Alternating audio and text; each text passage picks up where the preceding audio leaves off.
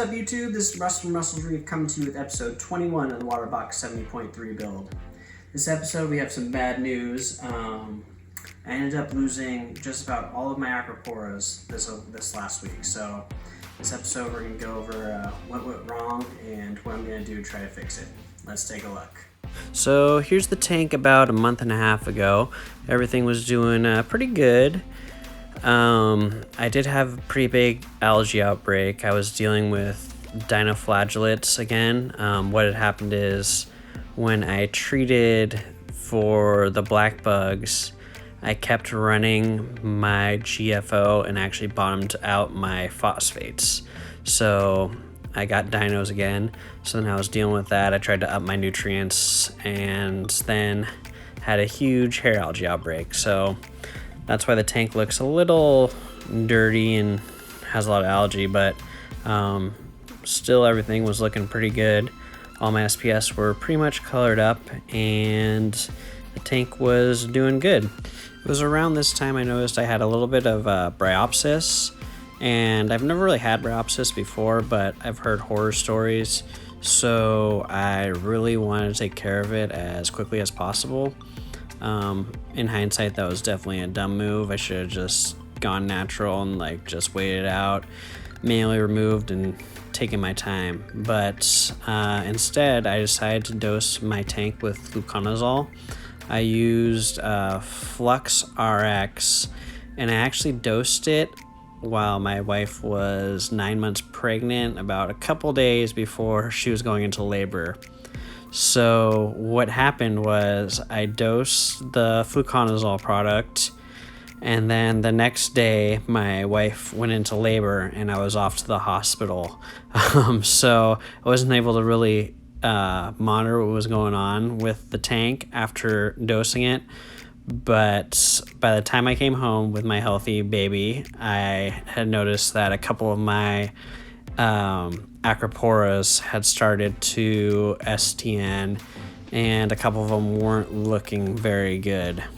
And as I was home for a couple of days, I just noticed, as you can see in this footage, pretty much one by one, all of my acroporas started STNing. And there wasn't really much I could do about it. I mean, I had a newborn, so I didn't really want to run off to my tank and do water changes or do anything. I was more concentrated on my baby. So basically what happened was, I guess, the fluconazole, I'm just assuming, obviously there's always different variables in a reef tank, but for me, my tank was pretty stable. All these acroporas have been there for a while. I ain't changed anything else, and it basically happened literally the next 2 days after dosing. So one by one, I just noticed that just STNing, even the super hardy corals, I guess, the Slimer went last, but any of the soft skin or smooth skin, like the Echinata, it went first, and it was just your standard STNing, just kind of the skin coming off and just a real bummer. So basically I lost pretty much actually every single acropora except for two little nubs on the left, and I'm not sure that they'll make it. The digitatas and the montiporas are looking fine. Everything else is looking good, but just a real bummer. The rest of the footage on this video is all left over from before the tank crash STN event. So just going to use that footage that I had before. It's a little better to look at. Doesn't make me so sad. So the rest of the video will just have old footage on it. So I guess the real question is, where am I going to go from here with my tank?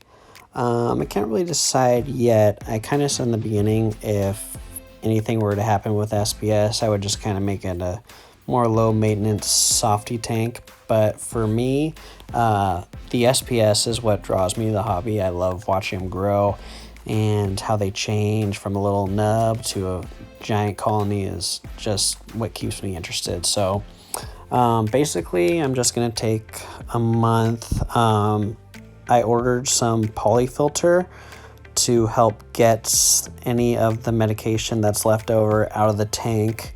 I'm just going to run the tank how it is for another month, and then I'll probably try to do some tester SPS, depending on what I can find. In the San Diego area, it's super easy to find really cheap acroporas, so I'll probably just get a little SPS frag pack from one of my buddies around here and hopefully start it up again. It's just a real bummer when I'm looking at all these old sticks like that Walt Disney. Yeah, it just sucks because everything was encrusting, and they all grew from, they weren't really big yet, but they all did grow from like 1/2-inch frags. So there was about 6 months to a year growth on most of these colonies, or most of these frags. So it is a bummer, but basically I'll just run that poly filter. I heard that's good to get everything out of there and then start over. The funny thing about it is the bottom half of my tank still looks awesome because nothing was really affected. All the zoas and the euphyllias and everything are still doing fine. So when I was telling my wife about it, she was like, well, everything looks fine. She didn't even really notice. I was like, no, I told her about the SPS, and she's like, oh, the colorful wiener things. I'm like, yeah, the sticks. So I think if you're looking at the tank and you don't really know about reef tanks or stony corals, the tank still looks pretty awesome, which is nice. But for me, it's just a bummer. You know, it happens to everyone. I've actually never had it happen where I lose all of my SPS. I've definitely had some tank swings where I lost a colony or two, but never anything where one by one I just watched them just kind of disintegrate. So that was a pretty big bummer, but we'll move on, and eventually they'll grow back, and maybe we can find some cool new frags. So something to look forward to. Cool story about this shot right here. You can see the tons of Aptasia on the right just taking over that Zoa garden. I got another peppermint shrimp. I gave another one a try after I had one just go to town on my torch and destroy it. And after one night, I'm not exaggerating, every single one of the Aptasia were gone. I've never seen anything like it, because there was like, I don't know, there's probably like 15 little Aptasias there. And literally first night, I think the majority were gone, and the second night, they were all gone. And then the third night, I started noticing a couple of missing Zoa polyps, but since then, I've never seen the peppermint shrimp, and the Aptasias are still not coming back. So that was pretty cool. A nice success story about how peppermint shrimps can work, even though they usually don't last long in the tank. I think that's about all I have for this video. I hope everyone's staying safe and managing to get through this quarantine period. I know it's been rough for me, especially with my new baby. It's definitely scary times. I also work in the medical field, so it's just kind of crazy out there. So hoping everyone's staying safe, and hopefully we'll get this tank back on track. I'll see you next time. Thanks for watching.